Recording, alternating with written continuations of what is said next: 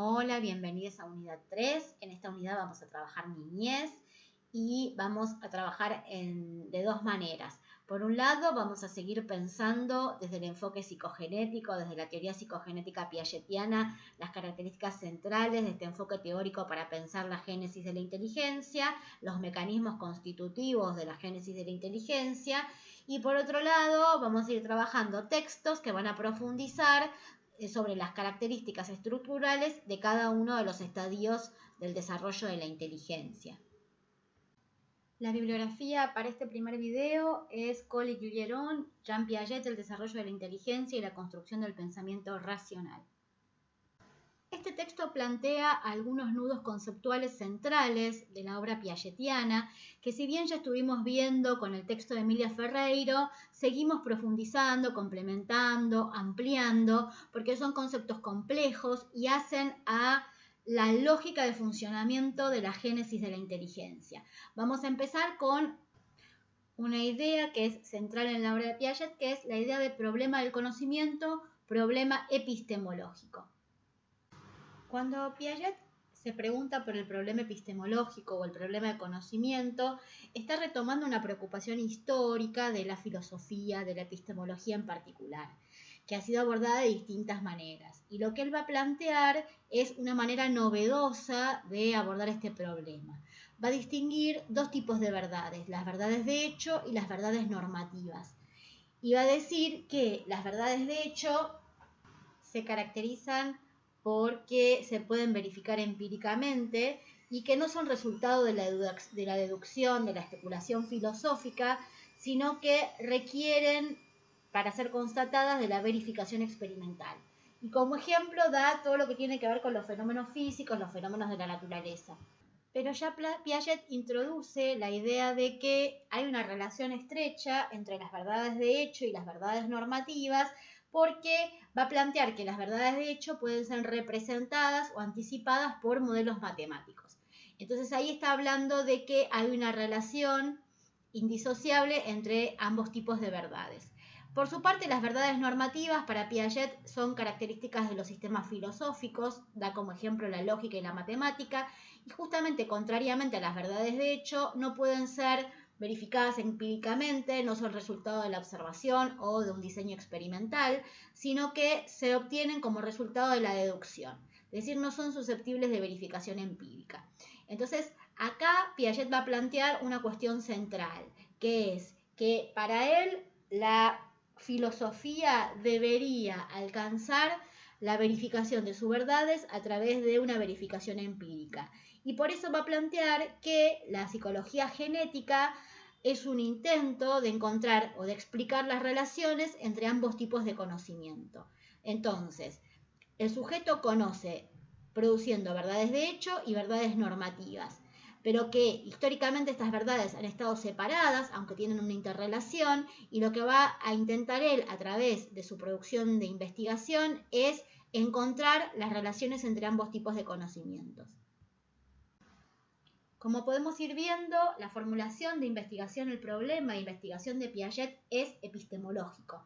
Él recupera los planteos de la filosofía sobre el conocimiento y va a caracterizar que esos aportes de la filosofía responden básicamente a ciertas preguntas epistemológicas, que son: ¿qué es el conocimiento? ¿Cómo conocemos? ¿Qué se conoce? ¿Cuál es la relación entre el sujeto y el objeto en el acto de conocimiento? Y en un análisis de las respuestas de la filosofía sobre el problema del conocimiento va a decir que estas preguntas se respondieron históricamente mediante la deducción y la especulación. Por eso va a ser un trabajo de ruptura con la filosofía, porque él lo que pretende es justamente hacer que estas preguntas ya no se respondan de forma especulativa y en forma de deducción, sino que se puedan responder a partir de la verificación empírica. Es decir, la relación entre las verdades de hecho y las verdades normativas pasan de estar en el ámbito de la deducción y la especulación para empezar a construir para Piaget un diseño experimental que permita corroborarlas empíricamente. Por eso la epistemología genética es una epistemología nueva para Piaget que rompe con la epistemología anterior y que esas viejas preguntas las va a reformular porque para poder ser susceptibles de verificación empírica necesitan ser pensadas de otra manera. Entonces va a ser una pregunta que es operativa, que a él le facilita la idea de un diseño de investigación epistemológico experimental, que es cómo se pasa de un estado de menor conocimiento a un estado de mayor conocimiento. Lo que va a plantear Piaget es que siempre que se conoce hay un punto de partida inicial donde se sabe menos que después del proceso de interacción con el objeto, a partir del cual el sujeto sabe más sobre ese objeto. Entonces, lo que está planteando acá con esta pregunta que reemplaza a las anteriores es una pregunta que puede llevarse al plano del diseño experimental. Y está pensando también en estados de conocimiento y en la transformación de los estados de conocimiento. Está hablando de menor complejidad a mayor complejidad. Está planteando que el sujeto va pasando de un estado al otro a partir de la interacción con el objeto de conocimiento. Para desarrollar su investigación, entonces Piaget tiene que hacer un diseño metodológico. Y en ese diseño metodológico va a recuperar dos metodologías que le preceden, que son el método histórico crítico y el análisis formal.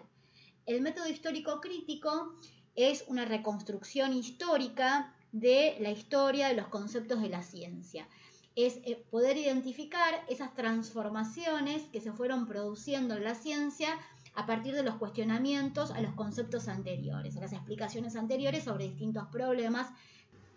El método histórico crítico se va a complementar con el análisis formal, que lo que hace es estudiar esas relaciones históricas entre los conceptos, dando cuenta de su complejidad, los puntos en común y las transformaciones. Pero Piaget, si bien retoma estas dos maneras de hacer metodología, estas dos técnicas metodológicas, va a marcar sus limitaciones. ¿Por qué? Porque va a decir que, por un lado, con el método histórico crítico, si bien se puede acceder a la historia de la ciencia, tampoco se puede ir tan atrás en las representaciones de las sociedades antiguas, con lo cual va a haber una laguna, una parte de la información que se perdió, porque la historia de la ciencia es bastante reciente y no se puede acceder a la historia de producción de otros conocimientos de las sociedades antiguas. Y por otro lado, esa reconstrucción de las nociones científicas a través del tiempo tampoco es susceptible de verificación empírica, con lo cual,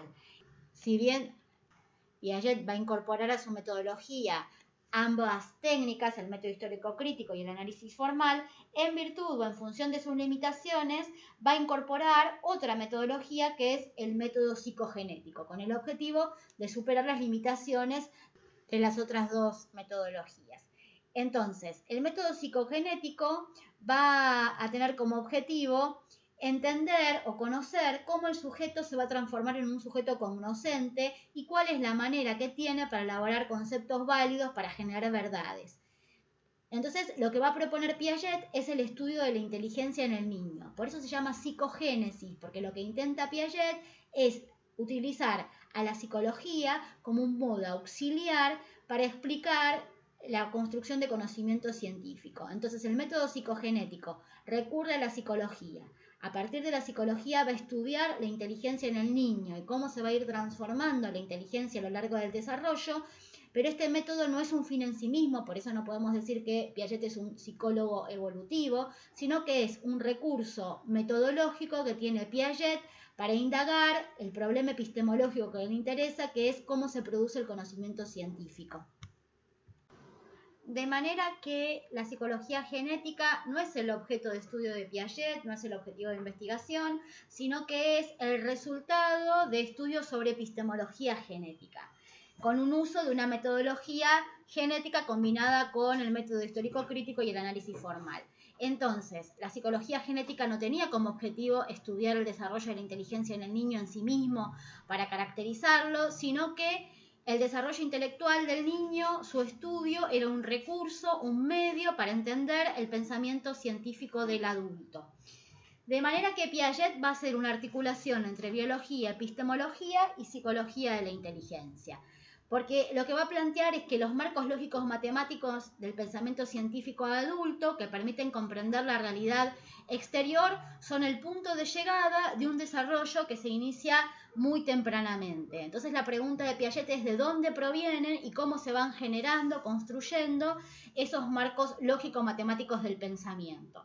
Entonces, como Piaget era biólogo, va a plantear una continuidad funcional entre la vida orgánica, lo meramente biológico, y el pensamiento científico adulto.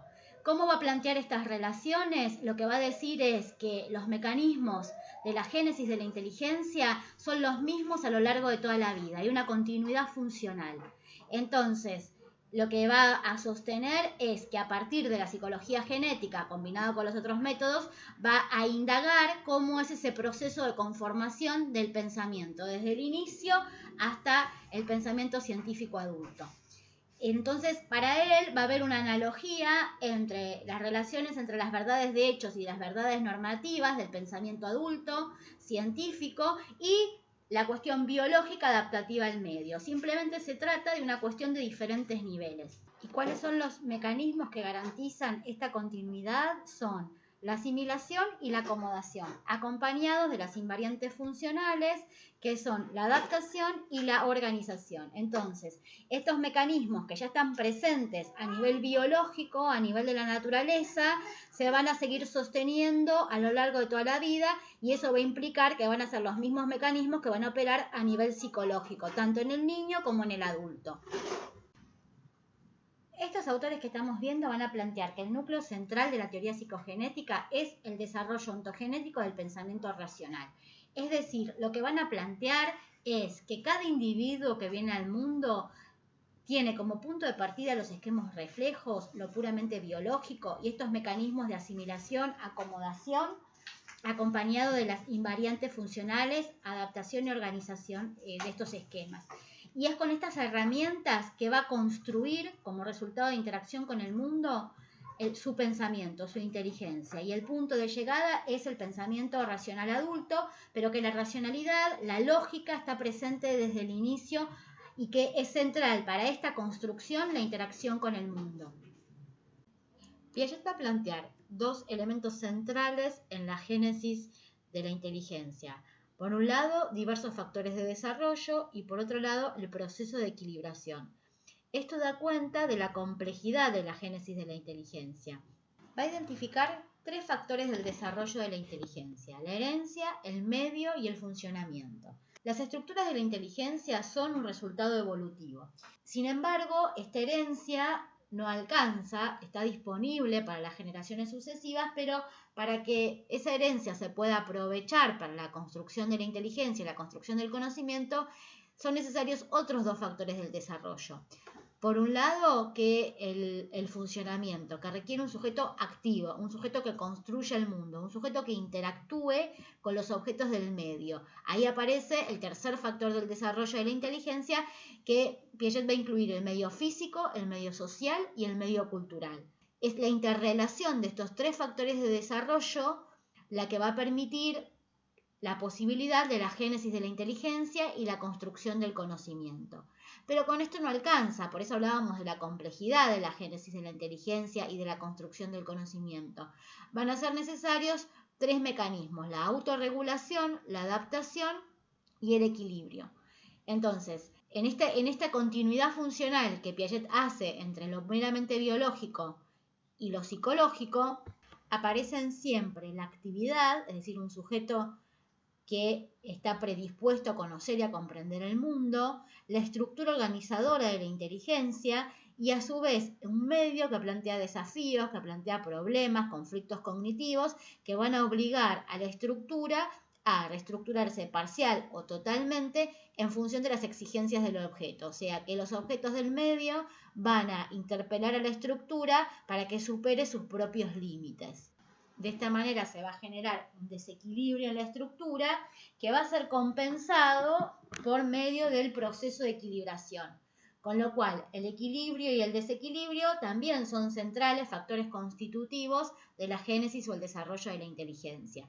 Y también Piaget va a plantear que estas estructuras se autorregulan, como resultado de la interacción con el mundo, se van modificando al interior, siempre dentro de los límites de la lógica de la estructura, y esta autorregulación también va a ser central para el desarrollo de la inteligencia.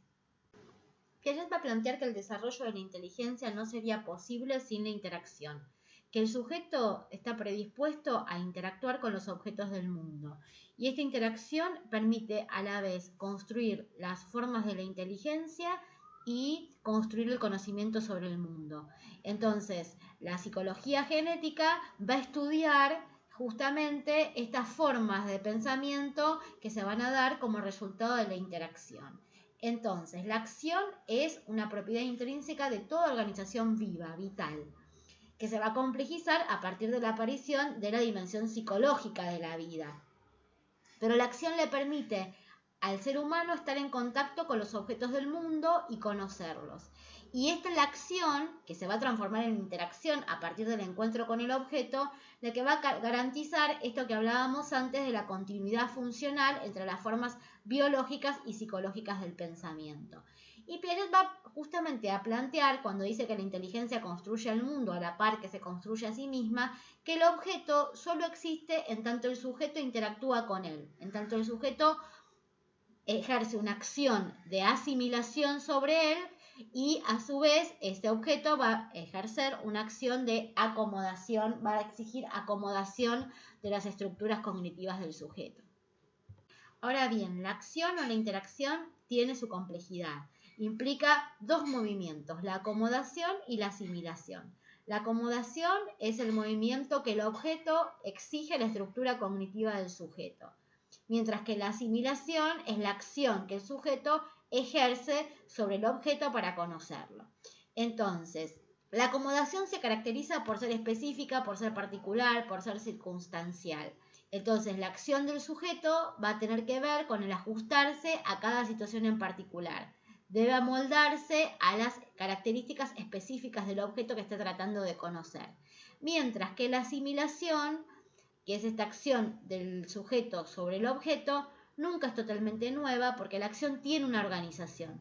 Esa organización, que es transponible y generalizable, se denomina esquema. Si pensamos en el esquema de succión tiene su propia organización y se va a aplicar a distintos objetos del mundo, pero es siempre el mismo esquema que se va a diferenciar y se va a complejizar. Entonces ese sujeto va a conocer el objeto asimilándolo a los esquemas con los que cuenta para conocerlo. Entonces los esquemas son marcos asimiladores, permiten acercarse a los objetos y comprenderlos, atribuir significados, buscar sus propiedades. Son las unidades básicas del funcionamiento cognitivo, que luego se van a tener que complejizar. Pero, ¿a qué se aplican los esquemas? ¿A qué tipo de experiencias? Y Piaget va a distinguir dos tipos de experiencia. Por un lado las experiencias físicas y por otro lado las experiencias lógico-matemáticos, que se relacionan entre sí, pero que van a orientar el desarrollo en sentidos distintos. Porque la experiencia física, el sujeto está limitado a tratar de comprender al objeto a partir de la aplicación de los esquemas. Volviendo al esquema de la succión, vamos a ver que lo que hace es conocer las características de cada objeto que en este caso succiona. Pero la experiencia lógico-matemática tiene otra característica, porque lo que se busca comprender no es la propiedad del objeto, sino extraer propiedades que son aplicables a distintos objetos. Entonces, esa posibilidad que brinda la experiencia lógico-matemática va a permitir un pasaje de los esquemas, esta unidad básica del funcionamiento cognitivo, a otra forma de la inteligencia que es de mayor complejidad, que son las estructuras. Las estructuras son el resultado de la coordinación de los esquemas y están reguladas por reglas o leyes que van a establecer el modo de acercamiento por medio de la asimilación del sujeto al objeto de conocimiento. Y la estructura permite explicar más de una conducta. Si nosotros vemos, por ejemplo, el operatorio concreto, donde hay conservación de sustancia, vamos a ver cómo la operación, que es una característica de la estructura, permite explicar distintas situaciones experimentales, los comportamientos de los sujetos, que van a responder a la lógica de la estructura. ¿Cuál es la importancia central de las estructuras? Es que lo que Piaget va a definir como estadios del desarrollo de la inteligencia o del pensamiento son el resultado de una sucesión de estructuras. Es decir, a cada estadio le corresponde una estructura. Cada estadio es definido por Piaget porque es el tiempo de estabilidad y de duración de una estructura. Es el tiempo de equilibrio de una estructura. Entonces, los estadios para Piaget no tienen que ver con las edades cronológicas, no tienen que ver con la maduración, sino que tienen que ver con el tiempo de duración, estabilidad y equilibrio de una estructura. Y cada estructura, como explicamos recién, como la estructura del operatorio concreto, va a brindar una manera al sujeto de relacionarse con la realidad. Por ejemplo, en el preoperatorio, ese acercamiento a la realidad va a estar condicionado por la estructura que está imposibilitada de mantener fija una variable y móvil la otra. Por eso no hay conservación. Entonces, cada estructura va a brindar una lógica, un modo de acercamiento a la realidad y a su vez va a tener un equilibrio que es lo que va a permitir resolver o comprender distintos objetos de conocimiento.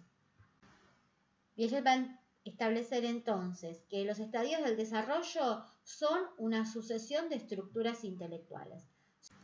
Cuando define la sucesión de estadios, que como dijimos recién es una sucesión de estructuras más simples a estructuras más complejas, Piaget lo que va a establecer es que lo que se va mostrando es un proceso de complejización creciente de las estructuras, que para pasar de un estadio al otro tiene que haber un cambio estructural. O sea, para pasar de un estadio del desarrollo al siguiente tiene que haber un pasaje de una estructura a otra estructura más compleja. Pero eso requiere una fase de preparación, un periodo de tiempo. Si uno mira la duración de los estadios, va a ver que estamos hablando de años de duración. Entonces, esa fase de preparación implica que la estructura tiene cierta estabilidad, cierto equilibrio, que resuelve los problemas que enfrenta el sujeto con el mundo, le permite comprender los objetos de conocimiento y va a llegar un momento en que la interpelación que le plantean los objetos a la estructura del estadio en que se encuentra va a hacer que la estructura empiece a entrar en conflicto. Esto va a llevar a reestructuraciones parciales, con lo cual hay como una modificación al interior de la estructura sin que haya una transformación definitiva y un pasaje a una estructura de mayor complejidad, o reestructuraciones totales que implican entonces un cambio de estructura. Entonces, cada nueva estructura, por un lado, incorpora e integra la anterior, pero a su vez es más compleja que la anterior, va a tener otro tiempo de estabilidad y va a brindar un mayor equilibrio. Entonces, importante para pensar, sobre todo en el ámbito educativo, cómo pensamos los estadios a partir de toda esta conceptualización que vimos. Las edades cronológicas no definen estadios, la maduración no define estadios, no es cuestión de tiempo, de esperar, sino que es cuestión de interpelar la estructura cognitiva del sujeto, de generar problemas, de hacer preguntas sobre los razonamientos del sujeto, es decir, el motor del cambio estructural, el motor del pasaje de un estadio al otro, tiene que ver con las crisis o los desequilibrios estructurales. Y por otro lado, como vimos que esto lleva muchísimo tiempo, lo que se hace durante un año escolar de ninguna manera va a hacer un salto estructural, salvo que el sujeto ya estuviera más cercano a esa transformación estructural por su propia interacción con el mundo, con los objetos de conocimiento.